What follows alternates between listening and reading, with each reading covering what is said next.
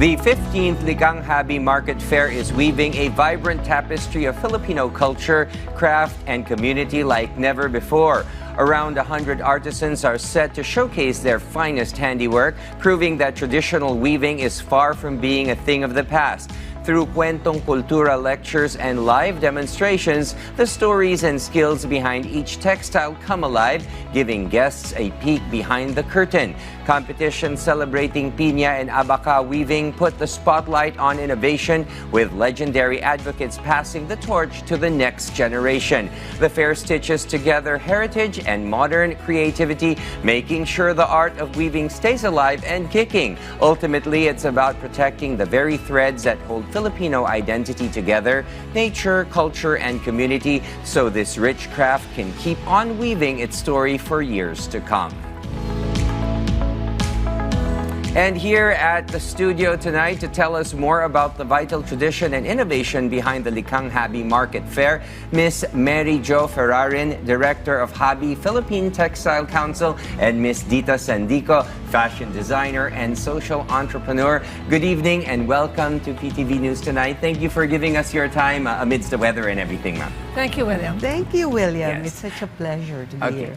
Thank you, ma'am. Our first question, ma'am, what inspired the creation of the Likang Habi Market Fair and how has it evolved over the years? Okay. Habi, the Philippine Textile Council, was formed because during 15 years or 16 years ago, we were with our co-Asian countries, ASEAN countries, and it dawned on Mrs. Ongpin and the other elders, Adelaida Lim, Ruby Roa, that the Philippines doesn't have a textile industry to boast of.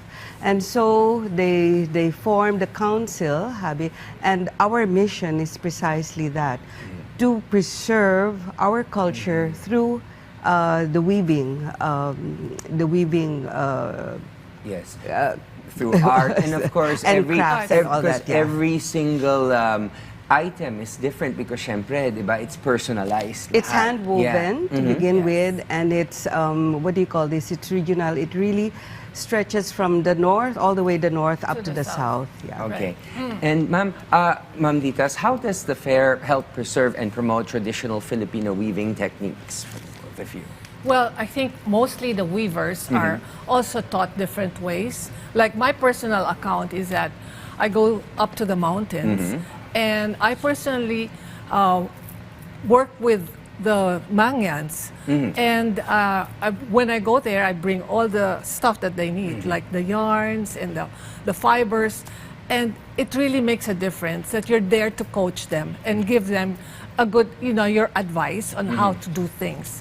And it has really grown by leaps and bounds because now they're very confident of what they're doing and they're happy to be able to showcase their wares in Metro Manila and even abroad. So I think it also gives them a really good sense of pride and dignity for and what I think they're doing. that's good that we can showcase this not only for our country, for the rest of the world also, because para bang it's not it's not a put in the forefront enough. Yeah, I mean, and especially for the indigenous people. Yes, yun nga. I mean, they're somehow lost in space because no one really goes up there to see them. And for them, they have a craft and they're very talented. So it's for us to be able to bring that out, cultivate that.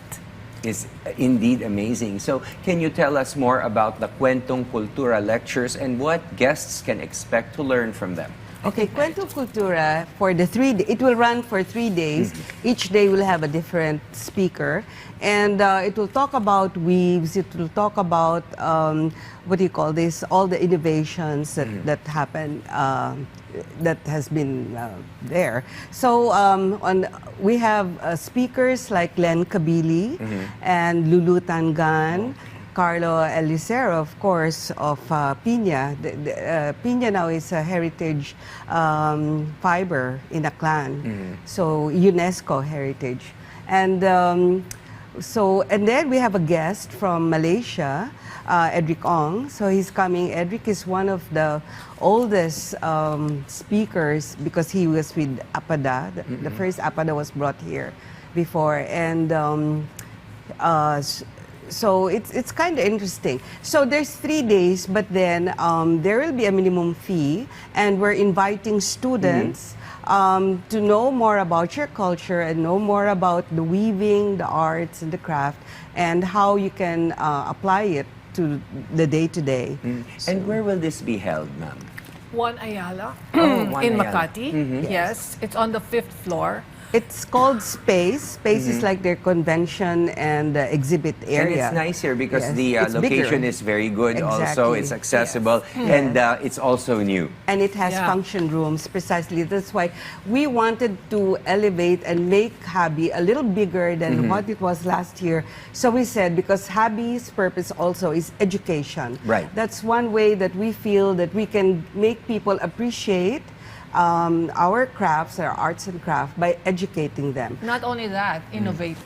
And innovate. Innovate, yes. So we have two contests, the Piña weaving and the Abaca weaving. There is where we ask the weavers themselves to join and bring out their innovation via the weave. And this is very difficult, right? Because both Piña and Abaca is very hard, right? Medyo matigas yan eh. Well, it has its Yeah. own properties. Yeah. I mean, especially I work with Abaca, and I mean, from the start, I thought it was it was actually a lowly fiber.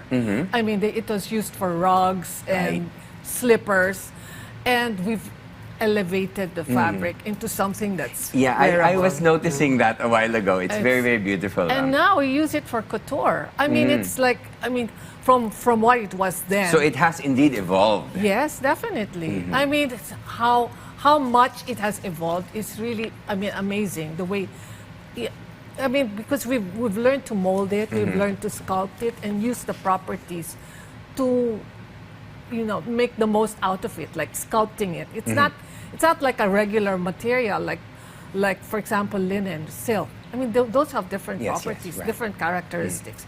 But our Abaca is so much different from the rest. And And it's that's what makes it Truly the best. Filipino heritage, Yes. diba? Okay, so I mean, Definitely. it does have an identity. yes.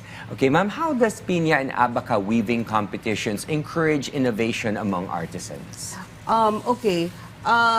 You know, Habi has done so many field trips going to of course, we reach out to them because our weavers are really far. Sa Yes. kaloob-looban. Okay, so we've reached out to a lot of them, and we did notice that a lot of the weavers are old, getting older. I see. And all Older that. generation Okay, na. so this innovation part and the contest encourages them because the weavers, the senior weavers, will not teach it outright. Syempre, that's their heirloom or Secret that's na. their secret. But they will teach their children, their grandchildren, their niece. So the contest had reached out to this. In fact, I think 3 years ago, we had a contest for Piña weaving for a younger age group specifically. And we were so impressed with the outcome. So there. From generation to generation, Yes. it definitely is alive. Yes, a lot of Piña weavers in Aklan are already look forward to our annual Piña weaving competition. And it makes it relevant. Yeah. I mean, because that's what we want. To make it especially relevant. for designers. I mean, we really want to, you know, dig into it some more so that we're able to showcase the different ways to wear it. Even in pageants and everything, we'll be Yes. able to see them already, right? Already. I mean, Yes. because like now, I mean, it used to be like people used to just buy fabric from the stores, but now we really have to make our own. Right. Diba? Because, I mean, all these things, we have to go through the process. Every piece has a story. Every piece Yes. does. So, have a ma'am, story. in what way does the fair support weaving communities and help sustain their livelihoods? Because, like you did say, they are really very far. So, sort of like they are an untouched culture. So, how do we get enough Uneducated, funds? yeah. Because I think that's very important because that's going to be the backbone of everything. Well, the Likhang Habi Fair is like, how would you say, it's a market encounter. So it's once a year, every October. So already we've gotten the interest of designers, of brands, and all that. So they produce collections specifically for this October fair. And then sometimes we bring in the weaver themselves. Oh. We bring them from Tawi-Tawi, from Cotabato, South Cotabato, and then we let them experience firsthand, oh, this is what I'm selling my craft to. So and then they get inspired and they sense say, of pride. yes, and pride that, oh, this lady bought my, you know. So it's a nice encounter. And when they come back, they have stories to tell, and then all exactly. the more they want to And improve then their craft. Yes, right. and More they get things. inspired and they teach Yeah. the younger members. In my case, whenever I go to the mountains, I talk to the weavers and they say, you know, Mom, it's so nice that you're also representing us. Because I am like, you know, I bridge the gap. Yes. So I bring whatever products they have down to the cities, into the with the consumers, right? So in a way, it gives it a new look. Yes. And especially for me as a designer, I like to be able to innovate the product and make it easier. I mean, more contemporary, more modern. There's always a line between that. So we really have to reach out to them to teach them.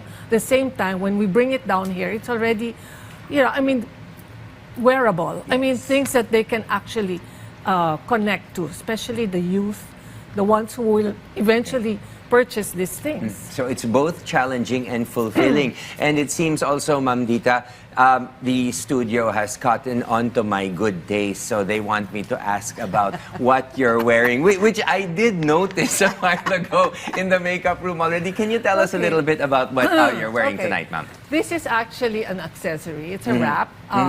I have been doing this for the past 40 years. I mean, I won't believe that when you said 40 years. I don't believe that. But anyway, Well, yes. we'll talk later. Okay. Anyway, this is called the La Folia. It's a small wrap because we have a bigger wrap that's, you know, bigger and not as easy to manage. But this one, you can just wear it on top of a jacket like this. And it already makes a statement. Yes. And if you go to another country with that, you can be sure nobody's going to have it. So Definitely. it really stands out. Exactly. Ikaw lang ang meron. Yun na nga, di ba? Unique. Yeah. So it's totally, it has its story. Okay. And ma'am, how important is it to connect consumers directly with the weavers during the fair? Okay, so Habi Philippine Textile is a council, so we have that integrity. So when we bring out the weavers, first of all, they're vetted, and we ourselves check, is this real, is this credible?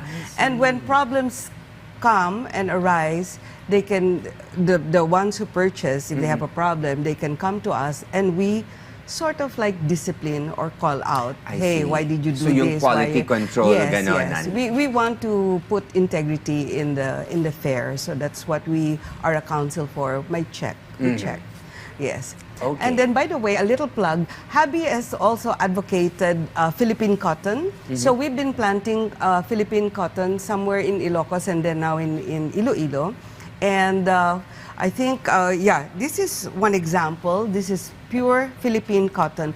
Because there's a bill now that requires government offices to use tropical fiber in their uniforms. So malamig po siya sa katawan. Yeah, it's cool. Yeah. Natural fabric. Yeah, cotton is cooler and easier to wear. Yes. Okay. And ma'am, for this one, what challenges does the Philippine weaving industry currently face, and how is Habi addressing them? Fake. Please don't buy fake. Okay. Yes, that's very important. Fake and printed. You'll know that it doesn't anymore undergo the warping and the wefting. It's just printed. Okay. Sometimes people say, what is that string there? Okay, this is the warping. It's proof that this comes fresh from the loom. So please do not buy fake weaves. Online, there's a lot of it. And we're very glad that Mayor Magalang in Baguio made a law and said it's bawal. Everything needs to be authentic. Yeah. Okay, so thank you very much, of course, for your time, Miss Mary Jo Ferraren, Director of Hobby Philippines Textile Council, and Miss Dita Sandico. Thank you very much. We Thank you hope to see you again next time, and maybe we can bring some of the stuff to talk about. Of course. Please come to Likhang Yes, Hobby please. Market Fair. It's going to be held at Space. Space is on the level 5 of 1 Ayala. Okay. It's a nice new venue, and we have a lot of things going on for you, including food. Wow. Chef Sao at the plaza will be there. Chef Sao. To cater, What day is this again, ma'am? October 10, 11, and 12. 12. That's Friday, Saturday, Saturday. Sunday. Yes, That's right. and please advocate Filipino products. Yes. There's always a story behind it. Buy na lang Filipino, don't By other things. Yeah. Yun. In other words, in Tagalog, tangkinikin ang Tangkinikin ang sariling atin. atin. Okay. Yes. Thank you very much, ma'am. Thank you again. Thank you. Thank you, William. Okay. It's great to be here. Thank you very Thank you much. so much. Thank you.